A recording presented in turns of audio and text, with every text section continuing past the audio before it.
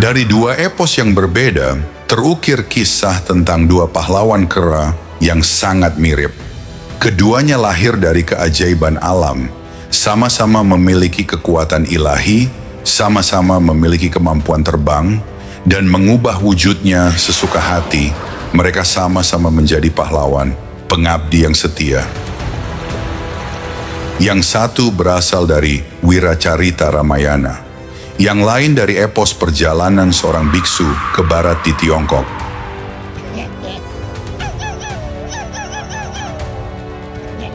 Hanuman mendapat berkah keabadian dari berkah pengabdiannya yang luar biasa kepada Rama, sedangkan Wukong mencuri buah keabadian di surga yang membuatnya memiliki kemampuan luar biasa. Apakah ini sebuah kebetulan yang luar biasa?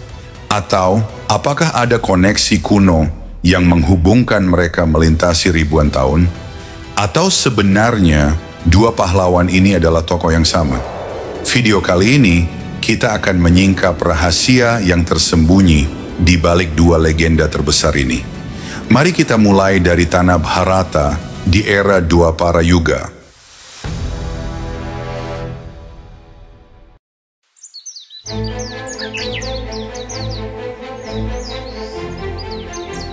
Ibu Hanuman adalah seorang bidadari bernama Anjani yang terlahir kembali di bumi karena sebuah kutukan. Namun takdir ilahi menyentuhnya. Ayah spiritualnya adalah Dewa Bayu, sang dewa angin, yang mentransformasi kekuatannya langsung ke dalam janin Anjani.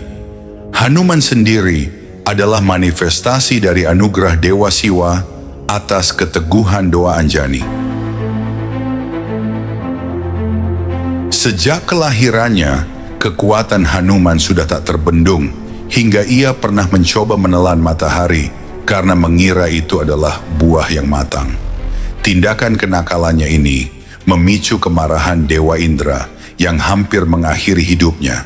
Namun Dewa Bayu menyelamatkannya, menganugerahkan kekuatan yang luar biasa. Kenakalan masa kecil Hanuman tidak hanya sampai di sana.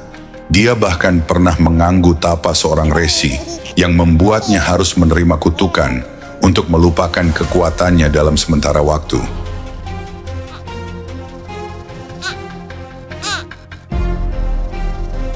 Kekuatan Hanuman bukan hanya sekadar kekuatan fisik. Ia menguasai 8 kesempurnaan mistis yang dikenal sebagai Ashtasiddhi. Dengan anima, ia dapat mengecilkan tubuhnya hingga sekecil atom, memungkinkannya menyusup ke wilayah musuh tanpa terdeteksi. Dengan mahima, ia dapat membesarkan tubuhnya hingga setinggi gunung. Namun kemampuan yang paling agung adalah kesetiaannya yang mutlak kepada Pangeran Rama. Ketika Rama dan Laksmana terjebak dan terpenjara di dunia terbawah, Hanumanlah pahlawan yang berhasil menyelamatkannya. Kisah tentang pengabdiannya ini mencapai puncak epiknya saat ia melompati samudera untuk menemukan Dewi Sita yang diculik Rahwana, membawa cincin Rama, bahkan membakar Alengka. Dalam pertempuran di Alengka, ketika Laksmana terluka parah dan hampir menemui ajalnya, Hanuman tidak ragu untuk terbang ke Himalaya dan mengangkat seluruh gunung Dronagiri karena ia tak dapat menemukan Sanjiwani, satu-satunya tumbuhan penyembuh yang dibutuhkan. Pengabdiannya inilah yang menjadi sumber kekuatannya yang tak terbatas.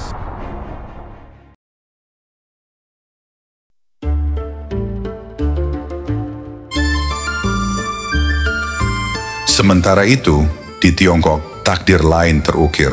Di puncak Gunung Huaguo, sebuah batu ajaib yang menyerupai sebutir telur, batu yang telah menyerap energi langit dan bumi selama jutaan tahun itu pecah, dan lahirlah Sun Wukong.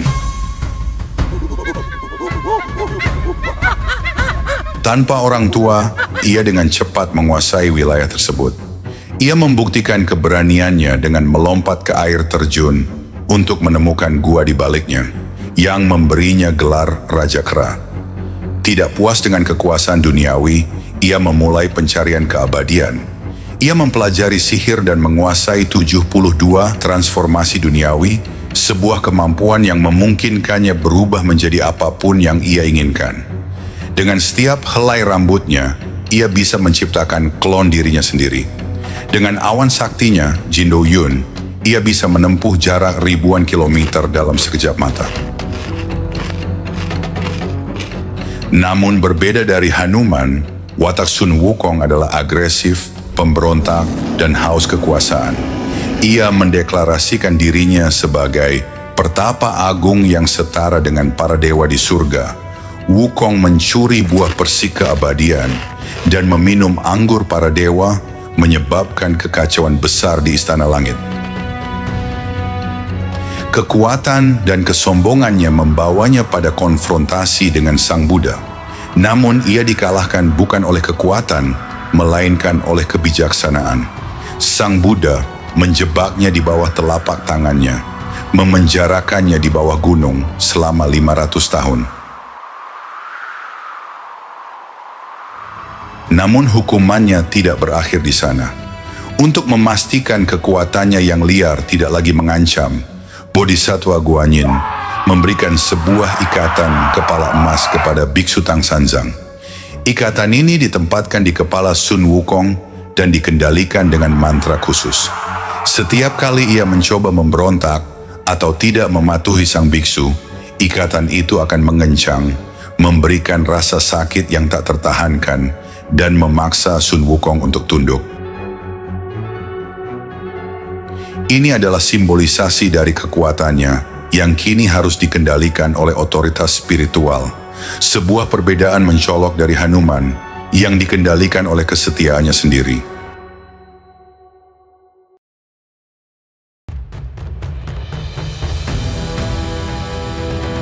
Lantas, bagaimana dua pahlawan ini bisa memiliki kisah dan kekuatan yang begitu mirip?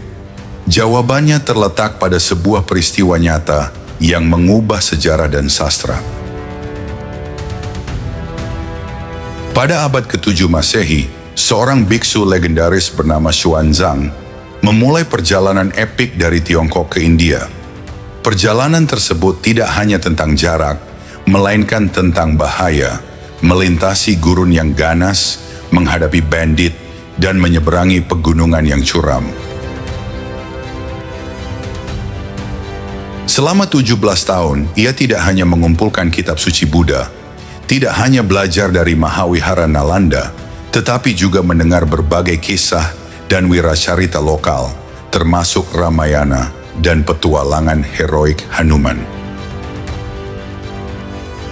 Ketika Xuanzang kembali ke Tiongkok, kisah-kisah yang ia bawa menjadi inspirasi utama. Para penulis yang kemudian menciptakan epos perjalanan ke barat membutuhkan karakter yang kuat untuk mengawal biksu suci mereka. Kisah tentang Hanuman menyediakan dasar yang sempurna, sosok kera yang gagah berani, sangat kuat, dan memiliki kemampuan terbang. Mereka mengambil esensi kekuatan Hanuman, namun memadukannya dengan sentuhan budaya Tiongkok, menciptakan karakter Sun Wukong yang nakal dan kompleks, lengkap dengan ikatan kepala emas sebagai alat untuk mengendalikan pemberontakannya. Dengan cara ini, Sun Wukong menjadi manifestasi baru dari sebuah ide lama. Dengan demikian, Hanuman dan Sun Wukong adalah bukti nyata bahwa cerita-cerita besar tidak pernah mati.